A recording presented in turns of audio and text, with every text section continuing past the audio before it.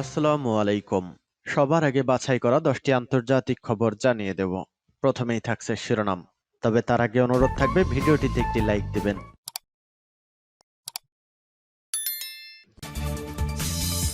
Israel ফিলিস্তিন পুরোদমে যুদ্ধ চলছে, জানিয়ে দেব হাতে থাকা যুদ্ধের সর্বশেষ আপডেট সংবাদ।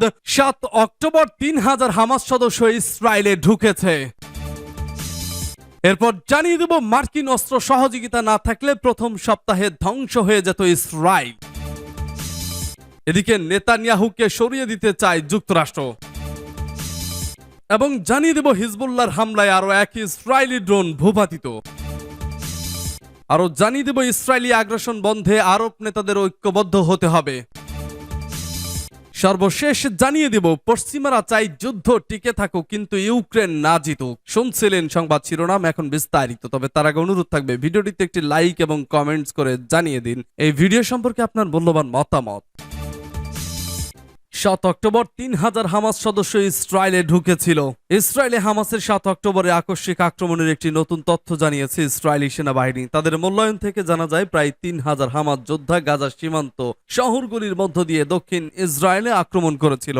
এর আগে সামরিক বাহিনী অনুমান করেছিল প্রায় 2500 হামাস যোদ্ধা অংশ নিয়েছিল। সর্বশেষ মূল্যায়ন অনুযায়ী এই সংখ্যায় কেবল অস্ত্রধারীদের কার্যকলাপ অন্তর্ভুক্ত রয়েছে। তাছাড়া গাজার নাগরিকদের অনেকেই বেড়াফাঁকের সুযোগ নিয়ে দিনের শেষে ভেতরে প্রবেশ করেছিলেন। আইডিএফ বলেছে যুদ্ধের প্রথম 2 দিনে তাদের বাহিনী প্রায় 1000 হামাস যোদ্ধাকে হত্যা করে এবং 200 জনকে আটক করেছে। সীমান্ত এলাকায় এখনো অনেক যোদ্ধার লাশ ছড়িয়ে ছিটিয়ে রয়েছে। মার্কিন অস্ত্র সহযোগিতা না থাকলে প্রথম সপ্তাহে ধ্বংস হয়ে যেত ইসরায়েল। ইসলামী প্রজাতন্ত্র ইরানের সর্বোচ্চ নেতা আয়াতুল্লাহিল ওজামা খামেনি বলেছেন, যুক্তরাষ্ট্র অস্ত্র দিয়ে সহযোগিতা না করলে দখলদার ইসরায়েল প্রথম সপ্তাহেই ধ্বংস হয়ে যেত।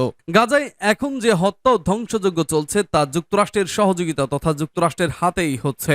বিশ্ব সাম্রাজ্যবাদ বিরোধী সংগ্রামের জাতীয় দিবস ও ছাত্র দিবসকে সামনে রেখে বুধবার সর্বোচ্চ নেতা আয়াতুল্লাহিল ওজামা খামেনির সঙ্গে সাক্ষাৎ করেছেন ইরানের একদল ছাত্রছাত্রী। এ সময় সর্বোচ্চ নেতা এসব কথা বলেন। তিনি বিশ্বের মুসলিম দেশগুলোকে পরামর্শ দিয়ে বলেন, মুসলিম সরকারগুলোর পক্ষ থেকে ইহুদিবাদী ইসরায়েলে জ্বালানি তেল এবং নিত্যপণ্য রপ্তানি বন্ধ করতে হবে। ইসরায়েলের তেল রপ্তানির পথগুলো বন্ধ করে দিতে হবে। দখলদার সরকারের সাথে অর্থনৈতিক সহযোগিতা বন্ধ করতে হবে। বিশ্বের সকল ফোরামে উচ্চ স্বরে এই অপরাধযজ্ঞের নিন্দা করতে হবে। অবিলম্বে ইসরায়েলি অপরাধযজ্ঞ বন্ধের জন্য মুসলিম সরকারগুলোর পক্ষ থেকে জোরালো চাপ প্রয়োগ করতে হবে। আয়াতুল্লাহিল ওজামা খামেনি বলেন, পশ্চিমা রাজনীতিবিদদের নির্লজ্জ কাজগুলোর একটি হলো মাতৃভূমি রক্ষায় সংগ্রামরত ফিলিস্তিনিদেরকে তারা সন্ত্রাসী বলে অবহিত করে। দ্বিতীয় বিশ্বযুদ্ধে জার্মানরা এসে প্যারিস দখল করে নেয়। যে ফরাসিরা জার্মানদের বিরুদ্ধে যুদ্ধ করেছিল তারা কি সন্ত্রাসী ছিল?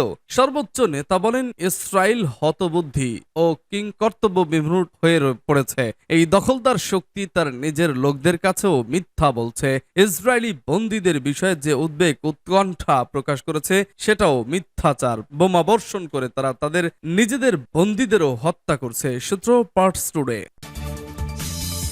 নেতানিয়াহুকে সরিয়ে দিতে চায় যুক্তরাষ্ট্র। ইসরায়েলের প্রধানমন্ত্রী বেনিয়ামিন নেতানিয়াহুকে তার দায়িত্ব থেকে সরিয়ে দেওয়ার সিদ্ধান্ত মার্কিন প্রেসিডেন্ট জো বাইডেন এবং তার সহকর্মীরা গ্রহণ করেছেন এবং আমেরিকান নেতা তাকে বিষয়টি জানিয়ে দিয়েছেন বলে প্রভাবশালী পলিটিকো পত্রিকায় যে খবর প্রকাশিত হয়েছে তা অস্বীকার করেছে হোয়াইট হাউস। মার্কিন জাতীয় নিরাপত্তা কাউন্সিলের মুখপাত্র অ্যাড্রিয়েন ওয়াটসন বলেছেন, বর্ণনাটি ভুল। প্রেসিডেন্ট বিষয়টি নিয়ে আলোচনা করেননি। আমাদের নজর বর্তমান সংকটের দিকে। মার্কিন পররাষ্ট্রমন্ত্রী ইসরায়েল সফরে যাচ্ছেন। যুক্তরাষ্ট্রের শীর্ষ কূটনীতিক অ্যান্টনি ব্লিংকেন এ সপ্তাহে নতুন করে মধ্যপ্রাচ্য সফর শুরু করতে যাচ্ছেন। ইসরায়েল হামাস যুদ্ধকে কেন্দ্র করে ছড়িয়ে পড়া আঞ্চলিক উত্তেজনা হ্রাসে প্রেসিডেন্ট জো বাইডেনের জরুরি পদক্ষেপ প্রচেষ্টার অংশ হিসেবে তিনি এ সফরে যাচ্ছেন। মঙ্গলবার এক মার্কিন মুখপাত্র একথা জানিয়েছেন। মার্কিন পররাষ্ট্র বিভাগের মুখপাত্র ম্যাথু মিলার বলেন, যুক্তরাষ্ট্রের পররাষ্ট্রমন্ত্রী ব্লিংকেন ইসরায়েলি সরকারের সদস্যদের সাথে বৈঠকের জন্য শুক্রবার দেশটি সফর করবেন। পরে হোয়াইট হাউস বলেছে বাইডেন মঙ্গলবার যুক্তরাষ্ট্রের গুরুত্বপূর্ণ অংশীদার দেশ জর্ডানের সাথেও এ ব্যাপারে কথা বলেছে। 7 অক্টোবর ইসরায়েলে হামাসের হামলার পর থেকে ব্লিংকেন একাধিকবার জর্ডান যান। হোয়াইট হাউসের বিবৃতিতে বলা হয় বাইডেন এবং বাদশাহ দ্বিতীয় আব্দুল্লাহ সহিংসতা রোধ এবং আঞ্চলিক উত্তেজনা কমানোর জন্য জরুরি পদক্ষেপ নিয়ে আলোচনা করেন। বিবৃতিতে আরো বলা হয় এই দুই নেতা এ ব্যাপারে একমত হয়েছেন যে গাজার বাইরে ফিলিস্তিনিদের জোরপূর্বক বাস্তুচ্যুত না করার বিষয়টি নিশ্চিত করা গুরুত্বপূর্ণ। ইসরায়েলি কর্মকর্তাদের দেওয়া সর্বশেষ তথ্য অনুযায়ী 7 অক্টোবর গাজা উপত্যকা থেকে ইসরায়েলে চালানো হামাসের ভয়াবহ হামলায় কমপক্ষে 1400 জন নিহত হয়েছে। হামাসের হামলায় নিহতদের অধিকাংশই বেসামরিক নাগরিক। হামাসের হামলার প্রথম দিনে তাদের নির্বিচারে গুলি করে ও পুড়িয়ে মারার এবং 230 জনেরও বেশি লোককে বন্দী করার পর ইসরায়েল গাজা অবরোধ করে এবং সেখানে ব্যাপক বোমা হামলা চালায়। গাজায় হামাসের স্বাস্থ্য মন্ত্রণালয়ের দেওয়া সর্বশেষ পরিসংখ্যান অনুযায়ী ইসরায়েলের হামলায় 8500 জনেরও বেশি ফিলিস্তিনি নাগরিক প্রাণ হারিয়েছে। এদের মধ্যে 3000-এরও বেশি শিশু রয়েছে। সেখানে ইসরায়েলি বাহিনীর হামলায় হাজার হাজার ভবন ধসে পড়েছে এবং অর্ধেকেরও বেশি জনসংখ্যা বাস্তুচ্যুত হয়েছে। সূত্র টাইমস অব ইসরায়েল।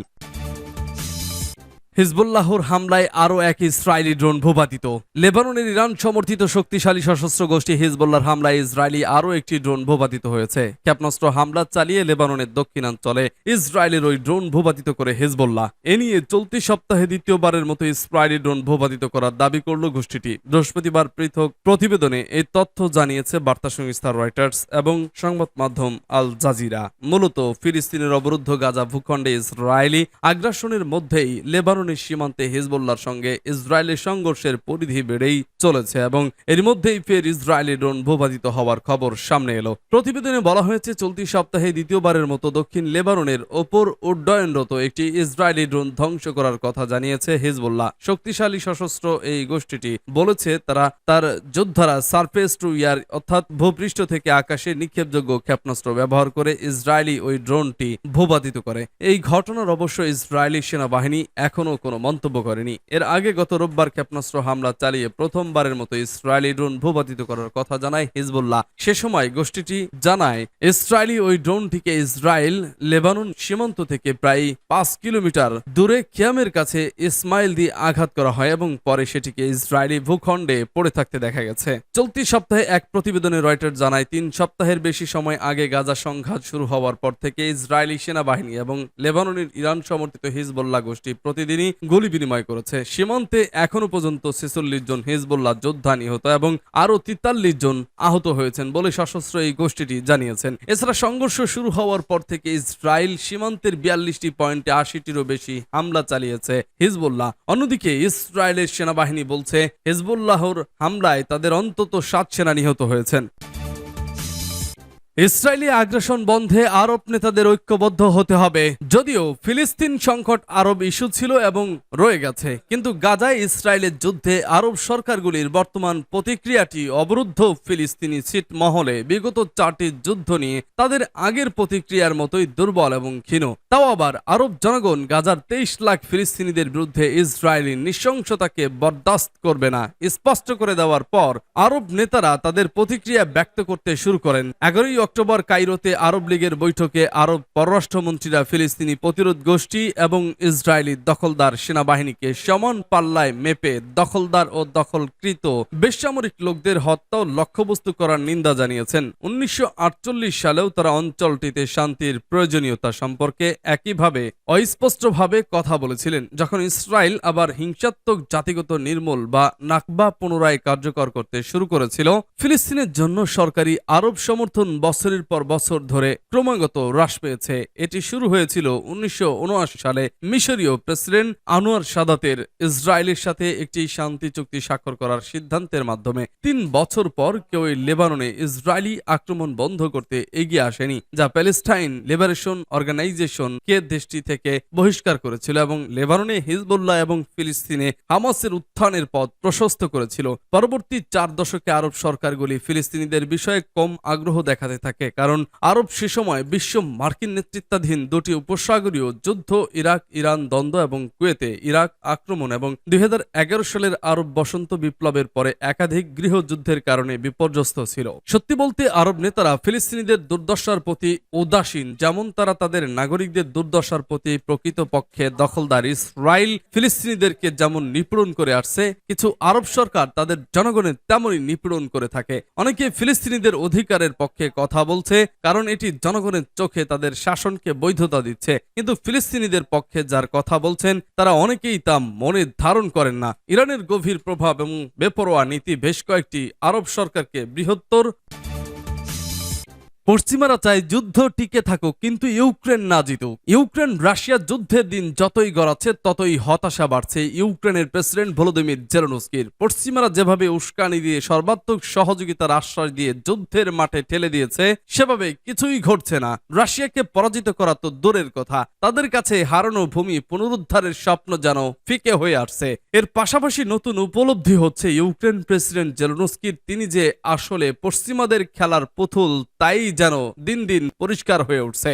এমন বাস্তবতায় জেলেনস্কি মনে করছেন রাশিয়ার বিরুদ্ধে যুদ্ধের বিষয়ে পশ্চিমা দেশগুলো তার সঙ্গে বিশ্বাসঘাতকতা করছে। রাশিয়ার প্রেসিডেন্ট ভ্লাদিমির পুতিন আগে থেকেই অভিযোগ করে আসছেন তাকে ক্ষমতাচ্যুত করা এবং রাশিয়া খণ্ড বিখণ্ড করার উদ্দেশ্যে নিয়ে জেলেনস্কিকে মাঠে নামিয়েছে যুক্তরাষ্ট্র। যুক্তরাষ্ট্র বিশ্বে যে একক আধিপত্য কায়েম করেছে সেটি চিরস্থায়ী করার উদ্দেশ্যেই তারা রাশিয়াকে ভাঙতে চায়, কারণ রাশিয়া তাদের পথের কাঁটা হয়ে দাঁড়িয়েছে। পুতিনের অভিযোগ যে অনেকাংশে সত্য তা ইতিমধ্যে বেশ স্পষ্ট হয়ে গিয়েছে। রাশিয়ার বিরুদ্ধে লড়তে যুক্তরাষ্ট্র ও তার নেতৃত্বাধীন দেশগুলো ইউক্রেনকে বিপুল সামরিক সহায়তা দিয়েছে। কামান, গোলাবারুদ, ক্ষেপণাস্ত্র, ড্রোন, আকার প্রতিরক্ষা ব্যবস্থা, জঙ্গি বিমান কিছুই বাদ যায়নি এ সহায়তা থেকে। কিন্তু যুদ্ধ শুরুর দিকে ইউক্রেনকে যে উদার সহায়তা করেছে পশ্চিমারা তা ইতিমধ্যে কমে আসতে শুরু করেছে। ইউরোপের দেশগুলোর মধ্যে সবচেয়ে আগ্রাসী ভাবে ইউক্রেনকে অস্ত্র দিয়ে সহায়তা করেছে যে পোল্যান্ড, তারা ইতিমধ্যে সব সহায়তা বন্ধ করে দিয়েছে। চেক রিপাবলিক জানিয়ে দিয়েছে তারা আর সহায়তা করবে না। ঘন ঘন অস্ত্র চাওয়া নিয়ে ইউক্রেন প্রেসিডেন্ট জেলেনস্কিকে বিদ্রূপ করে যুক্তরাজ্যের প্রতিরক্ষা মন্ত্রী বলেছেন তিনি আমাদেরকে অ্যামাজন ভাবছেন, যেন অর্ডার করলেই অস্ত্র পাওয়া যাবে।